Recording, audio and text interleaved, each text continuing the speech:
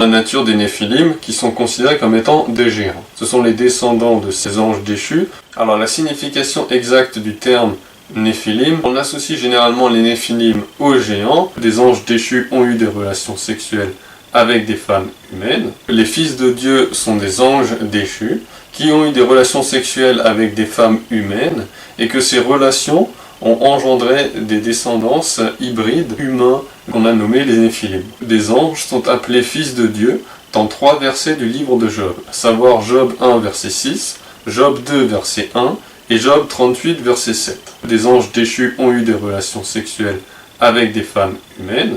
Comment un ange peut-il avoir des relations avec un être humain, puisque un ange est un être spirituel qui, comme nous dit la Bible, n'a ni chair ni os, mais la Bible nous mentionne que des anges prennent une forme physique, les anges déchus, ont eu des relations sexuelles avec des femmes humaines, d'où le fait que c'est mélangé avec l'ADN des femmes humaines. Les Anakim, soit les descendants d'Anak, sont appelés des Néphilim. Or, il est indiqué dans Josué 11, verset 22, que tous les Anakim n'ont pas été exterminés. Ce qui veut dire qu'ils ont très bien pu se reproduire et qu'une partie de la population actuelle puisse être des descendants de ces Anakim.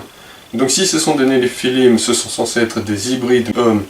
Et donc une partie de la population actuelle sur Terre serait des hybrides hommes. Or du coup, si une partie des personnes sont des hybrides et qui se sont reproduits avec des femmes humaines. Ce qui permet aussi d'expliquer pourquoi les fils d'Anak sont appelés des Néphilim dans Nombre 13. Et donc dans ce contexte, les habitants de Sodome et Gomorrhe pourraient également être appelés des Néphilim. Avant de finir, j'aimerais rapidement aborder le sujet du livre d'Enoch. Le livre d'Enoch, on nous indique que les fils de Dieu sont des anges déchus.